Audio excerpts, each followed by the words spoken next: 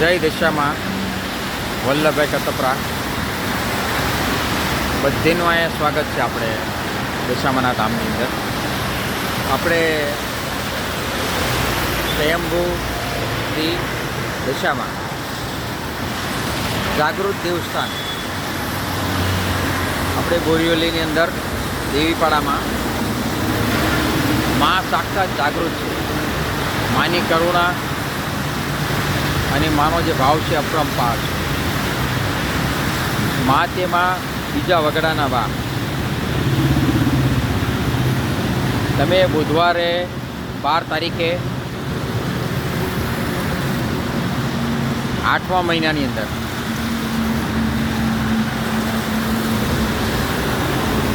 અને શુક્રવારે આપણે 21 તારીખ બરાબર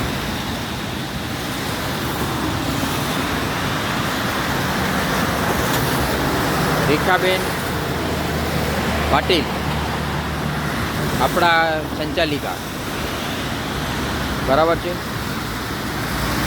તો આપણું જે વ્યવસ્થાપન છે એ દશામાં ટ્રસ્ટ છે રજિસ્ટર દ્વારા આપણે, અને વેસ્ટર્ન એક્સપ્રેસ હાઈવે દેવીપાડા મેટ્રો સ્ટેશનની બાજુમાં જ બોરીવલી પૂર્વ બરાબર મુંબઈ 66 નંબર આપણો જ છે. અને શ્રી દશામાં પ્રાગટ્ય દિવસ અને નવરાત્રિ ઉત્સવ પ્રારંભ બુધવારથી લઈને શુક્રવાર સુધી બરાબર 12થી લઈને 21 તારીખ સુધી દરેકને ભાવભર્યું આમંત્રણ છે. અને દરેકે અહીંયા આવવાનું છે માના દર્શન માટે. લોકો ક્યાં ક્યાંથી દૂર દૂર સુધી જાય છે. તો મુંબઈવાળાઓ માટે તો એકદમ નજીકમાં જ છે. બોરવલી પહેલાં જ છે, નેશનલ પાર્કની પહેલાં જ છે આપણે દેવીપાડામાંથી બરાબર છે. મેટ્રો સ્ટેશન મેટ્રોમાં આવશે તો બી ચાલશે. એકવાર અવશ્ય તમે દશામાના 10 દિવસની અંદર કોઈ પણ 10 દિવસમાં કોઈ પણ વારે તમે અહીંયા દર્શન કરી શકો છો અને તમારી દશા છે એ પલટાઈ શકે છે. મા દશામાં ખૂબ જ કૃપા કરે છે.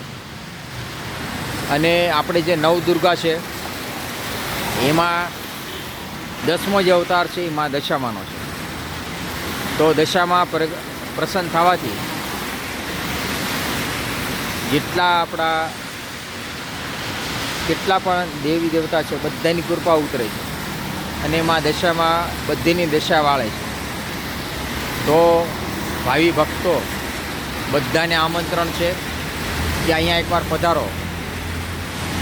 બહારના જે લોકો એમ કહેવાય ને અમેરિકા, ઓસ્ટ્રેલિયા, અફઘાનિસ્તાન, આફ્રિકા ક્યાં ક્યાંથી લોકો અહીંયા દર્શન માટે આવે છે આપણે બોરીવલીમાં દેવીપાડામાં.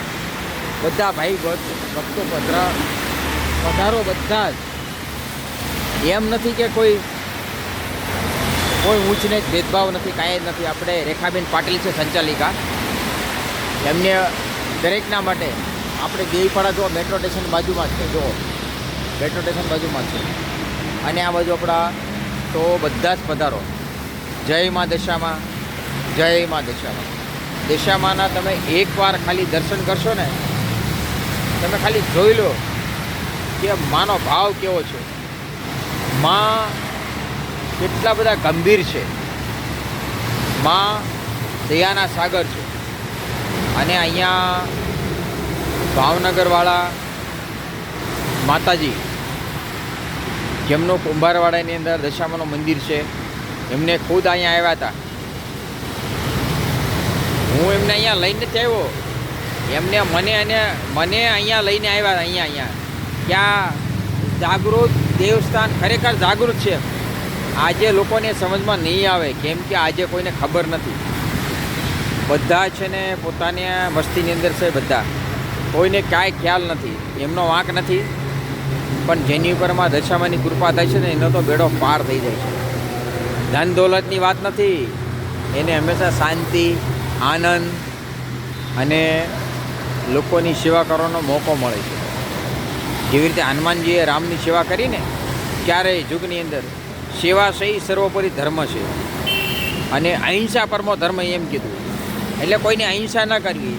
તો એ અહિંસા ક્યારે ઓલું થાય, જ્યારે સેવા થાય ત્યારે. તો માં દશામાં ખૂબ વેળા વાળે અને ખૂબ બધીનું કલ્યાણ કરે દરેકનું. જેનું કાંઈ દુઃખ હોય બધીનું ભાંગી નાખે અને એમાં દશામાં બધા કોઈ પ્રસન્ન થાય. હવે આ વખતે અમારે આમ મારા દેહથી રિલેશન કહેવાય ને તો મારા સાળી થાય, એટલે ભાઈંદરમાં રહી છે એમને. અમને મંગલમાં ને દિશામાં બે એમને જાગૃત છે અને એમના ઘરેથી અમારે ક્યાં ઉગતા પવનના મેલડી દિશા એ પણ જાગૃત છે. એટલે દરેક રીતે માએ મારી પર ખૂબ કૃપા કરી. દશામાં એ કહ્યું ને મા છે ને, મા જલ્દીથી માને ઓળખાણ થઈ જાય પોતાના દીકરાની કે મારો દીકરો કોણ છે. બાપા હોય ને થોડોક ટાઈમ લાગે. તો મારી માં દશામાં મારી પર પ્રસન્ન છે. તો મારી માં દશામાં જો વિચાર કરો તમે, કૃષ્ણ પરમાત્મા પીપળી નીચે બેઠા એના પારથી લે, દશા તો ન છોડે દેવ નહીં. તો વિચાર કરો તમે, મારી દશામાં જેની પર પ્રસન્ન થાય છે ને એને નિહાલ કરી નાખે છે, અને જેના પર ક્રોધાયમાન થાય છે ને એનું નિકંદન નીકળી જાય છે. હારા હારા નેતાઓ, હારા મોટા બધા છે ને એ બધા વ્યાઈ ગયા સમજ્યા. તો મારી માં દશામાંનો મારી પર હાથ છે. અરે મારું કોઈ ખરાબ પણ બોલે છે ને તો એનું નિકંદન નીકળી જાય છે. મારા બારામાં કોઈ સારું બોલે ને એને મારી દશામાં છે ને 2 કરોડ 5 કરોડની મદદ કરે છે. ખરાબ બોલે એના માટે જય દશામાં.